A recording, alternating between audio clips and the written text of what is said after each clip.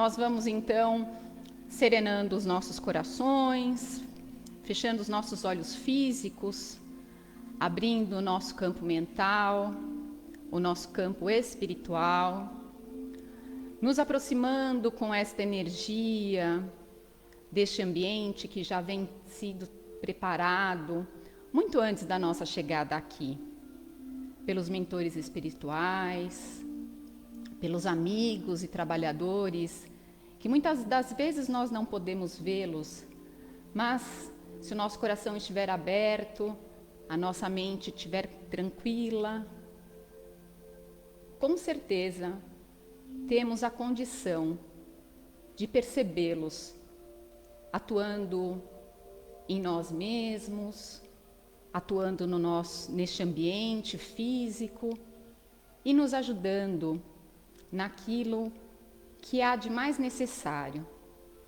a cada particularidade aqui presente. Lembremos também, além dos trabalhadores, esses amigos incansáveis, daqueles que se chegam até nós, também necessitando de uma palavra amiga, do passe socorrista, necessitando de auxílio, de tolerância, de carinho, de paciência e de aceitação. Assim como nós, encarnados, existem aqui muitos amigos desencarnados que estão tão necessitados quanto nós. Sejam todos bem-vindos, que Jesus possa estar conosco nesta tarde, que os mentores da casa possam nos ajudar, que os nossos mentores individuais possam estar conosco e sempre agradecendo a eles a presença amiga, a paciência e o carinho incansável, porque eles nunca nos deixam, estão sempre próximos. Basta que nós percebamos, que nós nos aproximamos deles com o nosso pensamento tranquilo, com a nossa mente em paz e com a nossa humildade de saber que sozinhos conseguimos muito pouco, mas quando estamos unidos a outros corações, somos muito mais fortes. Nesta energia positiva, vamos então, começando a palestra da tarde de hoje. A palestra desta tarde, ela foi baseada em uma das lições do livro Fonte Viva. Fonte Viva, ele é um livro, eu digo que é um livrinho de cabeceira, né? Ele é bem pequenininho, mas toda vez que surge uma necessidade, toda vez que surge a vontade de agradecer ou a dúvida a ser resolvida, eu costumo sempre recorrer a ele. E a gente acredita ainda, na nossa imaturidade emocional, que existem acasos, né? Mas quando a gente abre a leitura ao acaso, a gente percebe que não existe acaso, né?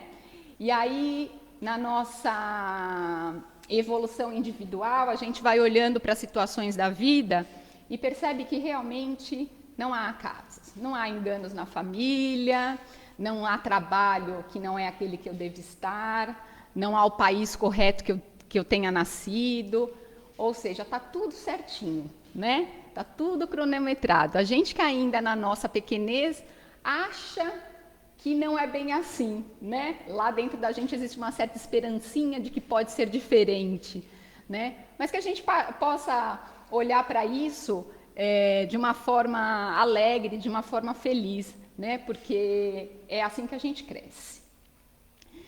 E a lição de hoje é a lição 153. E o título dessa lição é Ouçamos.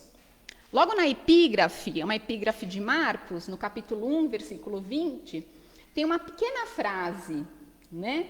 Uma frase dita por Jesus. E essa pequena frase é a seguinte: e logo os chamou. Geralmente, quando a gente faz a leitura e fica só nessa leitura que é trazida do livro, a gente tem uma ideia trazida só pelo que o Espírito Emmanuel quis nos trazer. Mas se a gente vai um pouco além na curiosidade e busca o trecho lá nas Escrituras, a gente tem um complemento muito maior dessa lição. Então, para falar um pouquinho hoje, eu fiz essa ação. Eu fui lá nas Escrituras, fui lá em Marcos, no capítulo 1, versículo 20, e fui tentar entender essa pequena frase que ele traz, né? Que o Emmanuel traz logo no começo da lição. E ele faz isso com todas as lições, né? Todas as lições de Emmanuel sempre vem um título, depois do título vem a epígrafe, e depois da epígrafe vem a lição propriamente dita.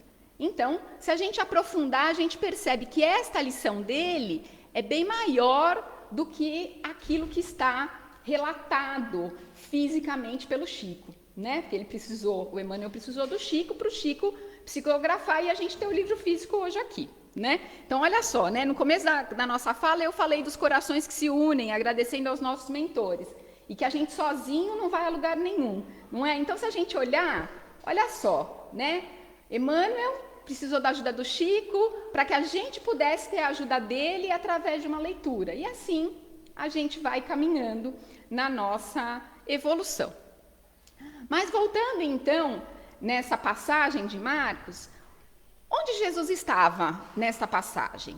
Ele estava nos arredores do Mar da Galileia. E como todo mundo sabe, Jesus, ele tinha muita facilidade de estar na vida cotidiana, né? Um grande homem que se apresentava nos locais mais simples da vida cotidiana. E naquele dia, ele estava ao redor do Mar da Galileia, e aí ele viu pequenas embarcações com pescadores trabalhando. E o título desta passagem lá nas Escrituras são Os Primeiros Discípulos. E é nesta passagem que Jesus chama os 4 primeiros dos seus discípulos. Então, ali nas embarcações, na labuta do dia, durante a pesca para a sobrevivência, ele encontra o primeiro dos seus discípulos, que é Simão.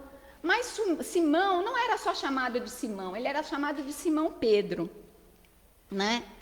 Depois, na mesma embarcação, ele vê o seu irmão, o irmão de Simão Pedro. E o irmão do Simão Pedro é o André. Então, ele chama os 2 primeiros. E ele usa uma frase também muito curtinha, que é: vinde a mim, vinde comigo, né? Então, Simão Pedro e o André vão acompanhá-lo. Mas ainda ali naquele mesmo ambiente, ele encontra uma segunda embarcação, onde Zebedeu estava com seus filhos e os trabalhadores, né, e os seus empregados, também fazendo o trabalho da pesca. Já era uma embarcação maior, com uma estrutura mais organizada, né? Tinham empregados naquela outra embarcação. E aí, então, Jesus chama os 2 filhos de Zebedeu, que é o Tiago e o João. Então, essa pequena passagem mostra este acontecimento de Jesus chamando esses 4 homens, dizendo: vinde a mim, siga-me, porque eu vou torná-los pescadores de homens, né? Então ali, em meio aos cidadãos comuns, Jesus convoca 4 irmãos, cada 2 de famílias diferentes, para que seguissem. Na Palestina do primeiro século, era muito comum que os iniciados, aqueles que estavam em treinamento, né? Por exemplo, pensando na filosofia, antes de ser um filósofo, existiam os iniciados. Quem eram os iniciados? Eram aqueles que acompanhavam o filósofo.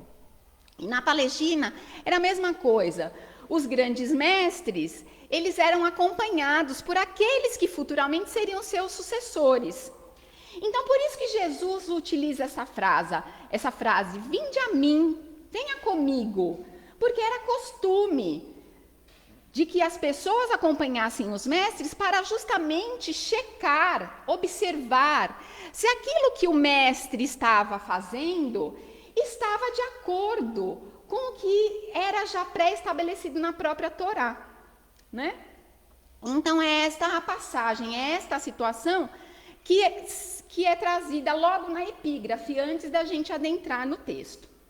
Agora, já avançando um pouquinho mais sobre essa leitura, sobre esse ensinamento do Emmanuel, que é ouçamos, o Emmanuel fala aqui que nas situações mais simples do dia a dia, como Jesus viu lá no mar da Galileia, entre os pescadores, aqueles que estavam trabalhando, ele encontrou os discípulos dele.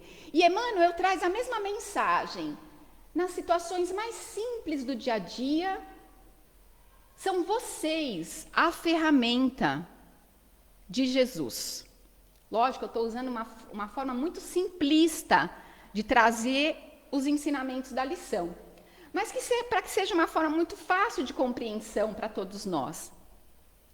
Então, ele fala que é na família as situações mais difíceis que a gente vai encontrar, mais desafiadoras, que é junto àquele que está enfermo, que a gente precisa acolher com bastante carinho, né?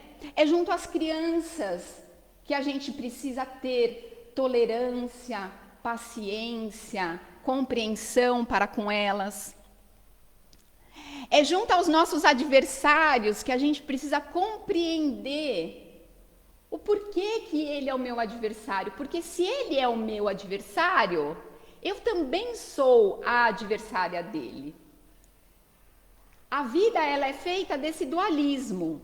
O tempo todo, a gente tem o frio e o calor. A gente tem a noite e o dia. A gente tem o sol e a chuva. Por que existem esses dualismos no universo? Porque se só existisse o sol, nós não compreenderíamos o que é um dia frio ou o que seria um dia chuvoso. Se nós não tivéssemos as discordâncias de opinião, ficaria muito fácil, porque sempre seria de acordo com aquilo que eu entendo que é o certo. Mas a vida, ela nos traz esse dualismo o tempo todo para a gente perceber a importância de uma e de outra coisa. E percebermos principalmente que nós não conseguiríamos ser o que somos se só fôssemos uma coisa e não tivéssemos a outra coisa. Porque o nosso ser, ele é composto de várias coisas ao mesmo tempo. Da mesma forma que nós estamos aqui presencialmente participando desta tarde, desta conversa, logo no início da minha fala, eu lembrei dos amigos desencarnados que aqui estão conosco. Então, a gente já consegue perceber que, como diz Herculano Pires, né, um dos filósofos brasileiros, e o filósofo espírita, que traz os conceitos da filosofia espírita, que nós vivemos na interexistência. O que é esta interexistência? É o que a gente está vivenciando exatamente aqui agora. A gente está utilizando a matéria, porque somos encarnados, estamos aqui presente, mas estamos sob a tutela dos mentores espirituais da casa, que estão junto conosco. Eu não estou aqui sozinha falando. Com certeza, há aqui os mentores da casa, o meu próprio mentor, ou amigos espirituais que de alguma forma se aproximam de mim pela minha vibração, ou eu deles pela vibração deles, por uma certa sintonia. Então, juntos nós conseguimos fazer no trabalho. E aí a gente percebe que estamos na interexistencialidade. Apesar de nós estarmos aqui fisicamente, o tempo todo nós estamos interagindo com aquilo que nós não conseguimos ver. Mas se o nosso coração estiver aberto, como foi a nossa prece inicial, e o nosso foco for um foco já voltado para as questões espirituais, nós conseguimos percebê-los. E aí percebemos a ação deles em nossas vidas, né? Então, às vezes acontece uma situação e a gente fala, nossa, que coincidência. Mas aí, quando a gente começa a estudar, quando a gente começa a se envolver com os ensinamentos, com as práticas, a gente vai percebendo que é uma compartilha, é uma comunhão, né? E ainda na lição, ele fala, além dos adversários, fala também dos ignorantes, né? Ignorantes, não nesse sentido mais bruto da palavra ignorante, que às vezes a gente usa ela de uma forma muito rude, muito bruta. Mas todos nós, de uma certa forma, somos ignorantes. Porque a ignorância, ela é trazida aqui no sentido da falta do conhecimento, né? E a gente, muitas vezes, estamos nesta posição de ignorantes, porque nem tudo sabemos, nem tudo conhecemos. E existe um momento certo para que nós aprendamos, para que nós conheçamos cada uma das coisas. No Livro dos Espíritos é comum, às vezes, vir uma pergunta e a resposta dos Espíritos qual é? Eles sempre começam assim, na medida que vocês podem compreender, é mais ou menos assim. Eles têm essa frase inicial, é muito comum a gente encontrar no Livro dos Espíritos. Até onde você pode compreender, né? O que os Espíritos nos dizem muitas vezes? Que ainda a gente não tem a bagagem necessária para compreender tudo, mas que se nós tivermos esforço e vontade, nós podemos tudo conhecer. Porém, existe tempo para que as coisas possam acontecer, não é? A natureza não dá saltos. A gente precisa, paulatinamente, ir conquistando os degraus, e aí a nossa consciência vai se ampliando, a gente vai se aperfeiçoando, e as coisas vão acontecendo de uma forma diferente da nossa vida. O que a gente tinha como muito importante em um momento da nossa vida, de repente, num momento ou outro, já passa a não ter a mesma importância. Porque a gente vai amadurecendo espiritualmente, fisicamente, assim acontece com a criança, né? Então, essa lição, ela fala dessa questão. E aí também existe um fechamento desta lição, em que Emmanuel fala que os discípulos do Cristo, aqueles que já são os conhecedores do Evangelho, são aqueles que estão dando o testemunho do seu próprio aprendizado. E ele fala que o mundo, ele é o santuário da nossa fé, e que a humanidade, ela é a nossa verdadeira família. Então, às vezes, a gente só olha para a família para aqueles que têm realmente os laços consanguíneos conosco. E a gente não percebe que a humanidade, ela também é a nossa família. E que a gente pode aprender muito mais com esta visão amplificada do que quando a gente tem uma visão mais restrita da vida e a gente só se importa com um mundo menor, um mundinho pequeno. E para exemplificar isso, eu vou contar uma história que está na abertura do livro Libertação. Ele é um dos livros da série do Chico, né, e do André Luiz.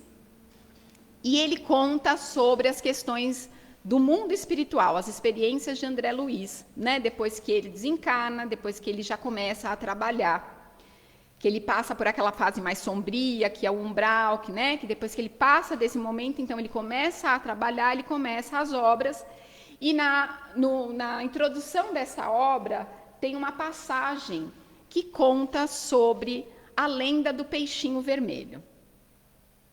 Então, existia um jardim muito bonito, e neste jardim existia um lago. E neste lago existiam alguns peixinhos que viviam ali. já era uma comunidade bastante organizada e bem formada, inclusive eles tinham até um governante que eles intitularam ali como o governador dos peixes. E tão elevada era a organização daquela sociedade que existia até o deus dos peixes.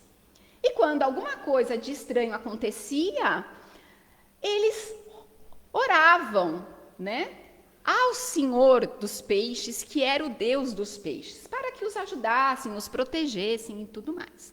Então, era uma comunidade bastante grande, bem organizada.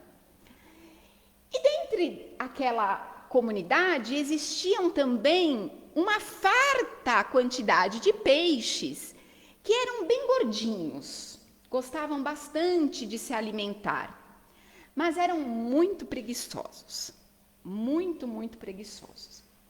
E dentre eles nascera ali um peixinho que era bem miudinho, bem magrinho. Ele não era muito de comer, mas era exageradamente curioso, muito curioso e automaticamente muito estudioso. E ele olhava para aqueles peixinhos maiores, mais gordinhos e mais sedentários e observava aquela vida que eles tinham. E ele percebia que aqueles peixinhos costumavam a se preocupar muito em descansar. Quando não descansavam, iam em busca da comida. E assim eles viviam a sua existência. Não se preocupavam com as coisas que aconteciam ao redor, não tinham curiosidade.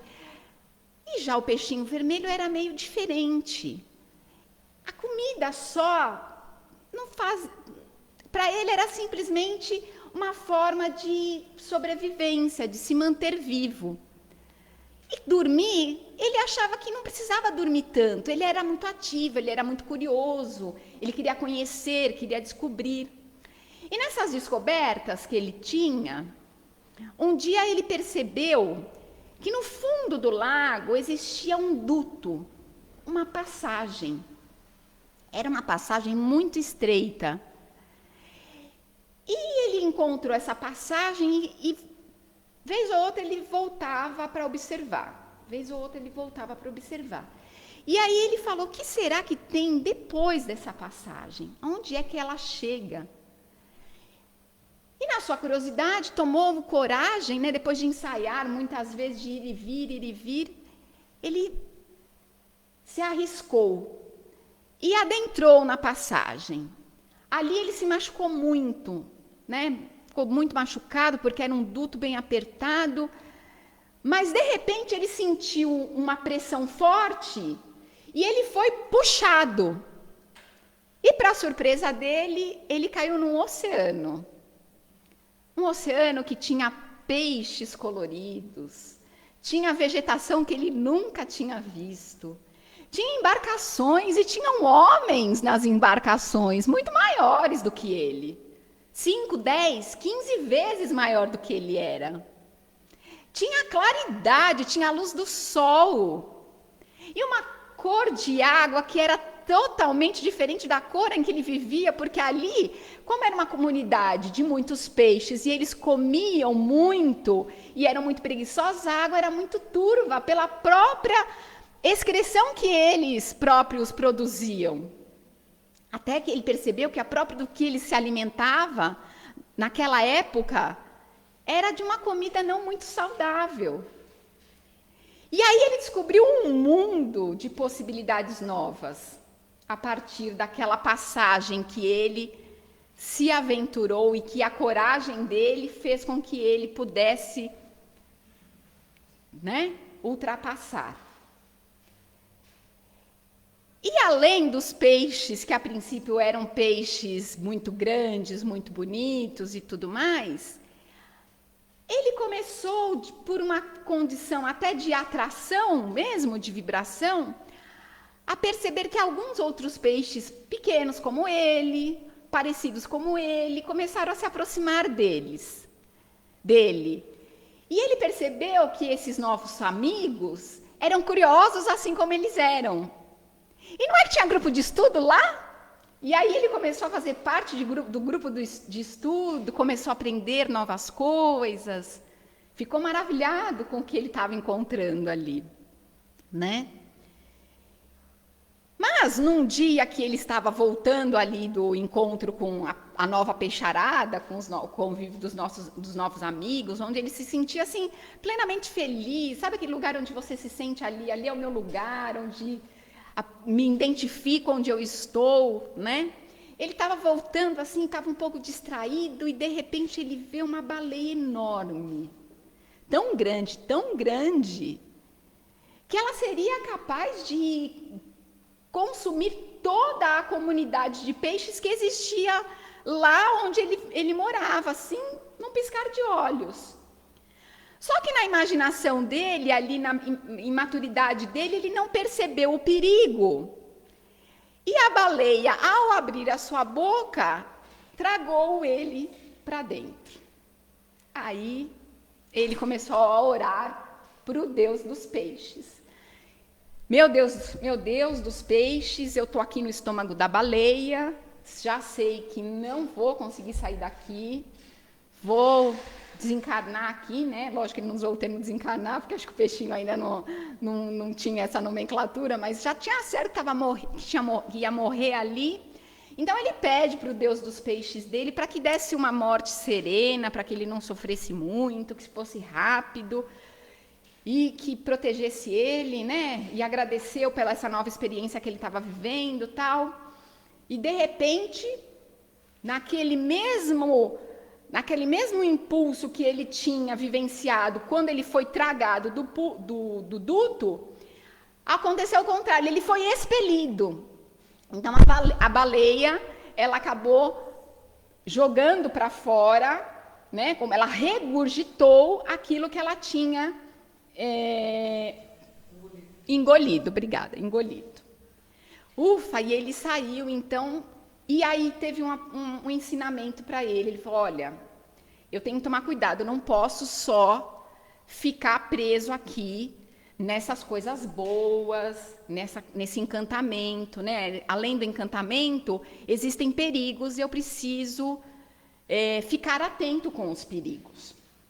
Então, aquilo foi um aprendizado, foi um ensinamento para ele.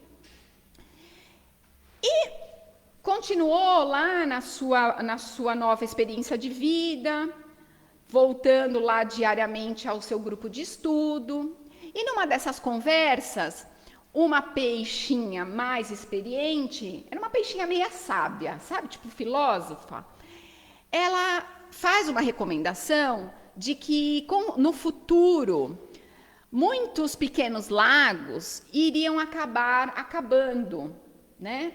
Por conta das mudanças climáticas, da mudança no próprio ambiente, da mudança que vai acontecendo tempos em tempos no próprio universo, né? E que era importante que fosse levada essa informação a todos os cantos, né? E aí ali ele fala assim, nossa, eu preciso avisar então, né, a comunidade dos peixes em que eu nasci. Porque apesar de eu ser mais feliz agora, é o meu lar de origem, foi aonde eu nasci. Então eu preciso alertar aqueles peixinhos que viveram comigo.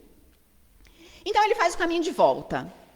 Deixa lá o ambiente que ele estava muito feliz, muito satisfeito, e retorna ao duto. Mais uma vez ele também se machuca, porque voltar também foi difícil, era muito estreito. Retorna, e aí logo antes de chegar ele pensa assim, quando eu voltar, provavelmente todo mundo vai perceber que eu voltei, né? Só que acontece o contrário, ninguém percebe que ele retorna. Então ele percebe que ele realmente não era muito importante naquele ambiente. Mas dentro dele existia uma cobrança muito grande de que ele precisava passar aquela informação, porque senão todos aqueles peixes iam morrer um dia. E eles precisariam fazer alguma coisa para ter a mesma oportunidade que ele teve de encontrar um oceano de possibilidades novas.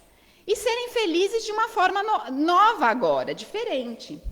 Então ele procura o governador dos peixes e relata a sua história. O governador dos peixes, muito esperto que era, falou assim, olha, eu acho que eu preciso criar uma assembleia aqui geral, né?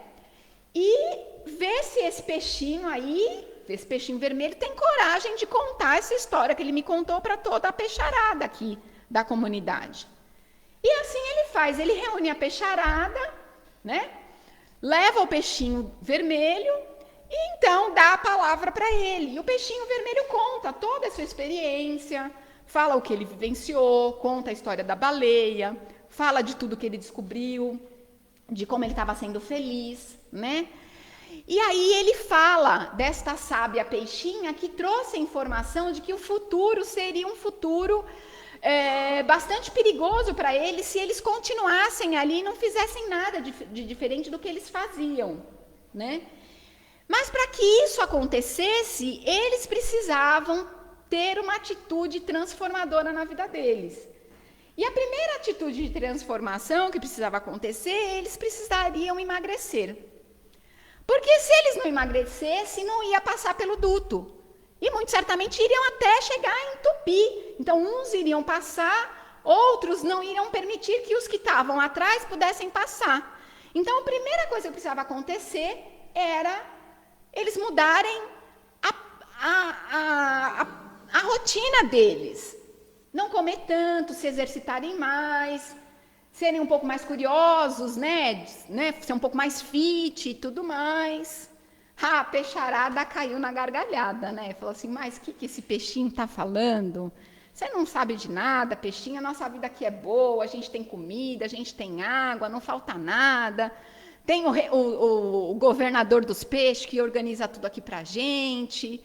Tem o Deus dos peixes, quando as coisas estão meio difíceis, a gente ora pro Deus dos peixes. Tá tudo certo. E ignoraram um peixinho vermelho. O peixinho vermelho falou, bom, fiz minha parte. Eu tentei. E ele volta para a vida onde ele sentia-se muito feliz, né? E muito... se sentia feliz, essa é a palavra certa mesmo, né? Existiam as dificuldades? Sim, existiam as dificuldades, mas ali ele estava no ambiente onde ele se identificava com os outros peixes que ele se identificava, né? Com uma diversidade muito maior e tudo mais. E como o tempo ele é sempre o nosso amigo, né? O tempo passou. E a sábia peixinha, um dia nos encontros filosóficos, no café filosófico que acontecia com a peixarada, trouxe a informação de que realmente tinha acontecido uma mudança climática muito grande e de que muitos locais já não existiam mais, né? E justamente a comunidade do peixinho vermelho já não existia mais. Já tinha se extinguido. Então, o peixinho lamenta, mas a sua consciência está em paz e tranquila. E aí eu usei essa historinha, né, para contar para vocês. Essa história também, se vocês forem fazer uma correlação, é o mito da caverna de Platão, que foi trazido muito antes até do Cristo. Ela também pode ser correlacionada ao... oh, meu Deus, esqueci o nome, mas tem um livro que fala da história de uma gaivota, que é o Fernão Capelo Gaivota, lembrei, tá vendo como os nossos mentores estão aqui do lado ajudando? É o Fernão Capelo Gaivota. Então, também é uma outra correlação do mito da caverna. E essa história do peixinho vermelho também é uma correlação tanto do mito como do Fernão. E também é algo que o André Luiz vivenciou na sua experiência pós-morte, quando ele descobre o mundo espiritual. E aí ele se propõe a trazer toda a literatura espírita e já é uma ferramenta que nos ajuda aqui encarnados. A gente não precisa desencarnar para já ter conhecimento do mundo espiritual. Lembrando que André Luiz trouxe coisas há muitos anos atrás e que hoje estão começando a ser trabalhadas pela ciência, pela filosofia, né? Hoje estão realmente acontecendo. Então, imagina como é que foi para o Chico psicografar o que André Luiz trouxe àquela época, né? Imagina o que André Luiz sentiu trazendo os relatos da vida espiritual, né? Como é que eles vão entender se para mim existe uma certa dificuldade do entendimento e do esclarecimento? Mas ouçamos o chamado de Jesus e lembremos-nos que estamos no lugar certo, no momento certo e na hora certa. E são nas pequenas obras do dia a dia, na nossa vida de cotia. A vida de cotia era o termo que a filosofia, os filósofos usavam para pregar nas praças públicas. E o filósofo, ele era considerado um ser realmente sábio se ele realmente fizesse aquilo que ele falava. Jesus, ele é tão vivo nos nossos dias atuais porque ele fazia aquilo que ele pregava. E quando Emmanuel nos traz essa lição, ouçamos o chamamento do Mestre, ele está nos dizendo que é aqui e agora, é no lugar onde nós estamos, é na casa espírita em que nós escolhemos para frequentar, é na casa espírita em que nós trabalhamos, é na casa onde eu nasci, na cidade, no país, junto das pessoas que estão ao meu lado, onde o maior papel é o meu. Às vezes a gente acha que para ser importante, a gente precisa ser um nome reconhecido na internet, ou numa grande cidade, ou escrever 5 livros, publicar escritas, plantar 50 árvores. Não, a gente não precisa plantar tantas árvores assim, escrever tantos livros, mas a gente precisa ser importante e fundamental para aqueles que estão muito próximos da gente. Nas nossas palavras, nos nossos sentimentos, com tolerância e paciência com aqueles que são os nossos adversários, porque os nossos adversários, eles têm muito a nos ensinar. Porque se somos adversários deles, eles também são os nossos adversários. Com as nossas crianças que precisam dos nossos exemplos, não tanto das nossas broncas, dos nossos castigos, mas assim como um filósofo e assim como o Mestre Jesus é tão vivo nos nossos dias atuais, Sócrates, que existe antes até, né, do Cristo, e tantos outros, Platão, Aristóteles, são vivos entre a gente ainda hoje, porque o que eles falavam, eles realmente cumpriam. Então, que a gente possa, lá no coração da nossa família, que é o lugar mais difícil que nós estamos, é o lugar mais difícil em que nós nos encontramos, que nós possamos exemplificar aquilo que a gente já aprendeu com Jesus, seja na casa espírita, seja numa comunidade cristã, seja numa comunidade evangélica, seja onde for que o nosso coração se identifique. Mas que tudo que nós já aprendemos, que nós possamos multiplicar nos gestos mais simples do dia a dia. E que esta ação possa trazer esperança para os nossos corações, para passar pelos dias mais turbulentos, para passar pelos dias mais difíceis, porque eles existem nas nossas vidas.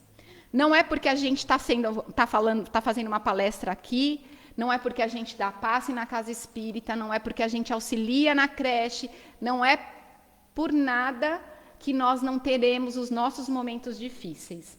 Porém, quando a gente abraça os ensinamentos de Jesus e de alguma forma a gente vê a importância que é levar para frente, toda a dificuldade que chega até nós tem um peso um pouco mais leve do que se nós já não tivéssemos esse raciocínio que temos hoje. Então, que nós possamos sair desta tarde de hoje bem melhor do que aqui chegamos. Agradecendo a Jesus, aos nossos mentores, os nossos mentores individuais, aos mentores da casa, da instituição Amélia Rodrigues. Vamos agradecer a cada um deles por tudo aquilo que nós recebemos nesta tarde de hoje. Vamos agradecer a todos os nossos amigos que nos acompanharam nesta tarde pela internet, agradecendo também a todos os irmãos desencarnados que aqui estão conosco, que também estão aprendendo conosco, que estão também trazendo a sua energia para esse ambiente, né, e somando junto aos nossos corações.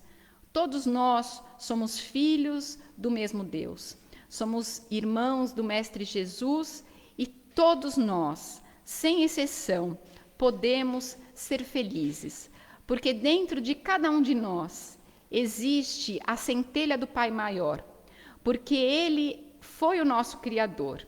E se Ele é o nosso Criador, há dentro de nós, dentro do nosso coração, da nossa mais pura essência, uma porção desse Deus Pai Todo-Poderoso, Criador do céu e da terra, que tudo sabe, que tudo compreende e que tudo vê. Que você, meu Deus querido, possa estar nos nossos lares, nas nossas casas, junto dos nossos familiares queridos, dos nossos entes mais próximos e queridos. Que possa estar também com os nossos antepassados, com aqueles irmãos, amigos, que foram tão importantes em nossas vidas e já não se encontram mais na matéria. Que você, Jesus, junto com este Pai Maior, possa estar aqui na creche com as crianças, junto aos trabalhadores que dedicam o seu tempo a assisti-la.